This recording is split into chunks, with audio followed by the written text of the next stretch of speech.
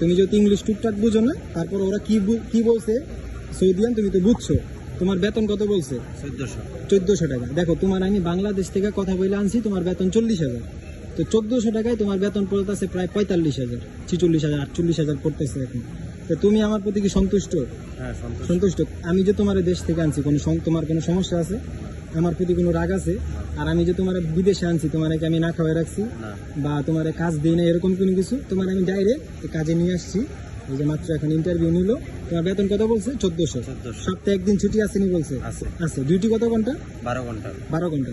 এই যে তুমি এত কিছু দেখলা, তোমার কি কাজ পছন্দ হয়েছে? হ্যাঁ, পছন্দ হয়েছে। আমার প্রতি তোমার কোনো অভিযোগ আছে ভাই? না ভাই। থাকলে ভাই আমার এখন বলে দাও, আমার কোনো সমস্যা নেই। যদি বলো না এই কাজ করবো না, আমি তোমার কাজ চেঞ্জ করে দিব। না, অভিযোগ নেই। কিন্তু ওরা কি বলছে তুমি এটা জানো। কোনো ধরনের মনে করো তুমি একটা মেয়ের দিকে তাকাইলা, ওরা এটা দেখবো ম্যানেজাররা, তো তোমার যদি এই জিনিসটা দেখে তোমার কিন্তু বের করে দিব।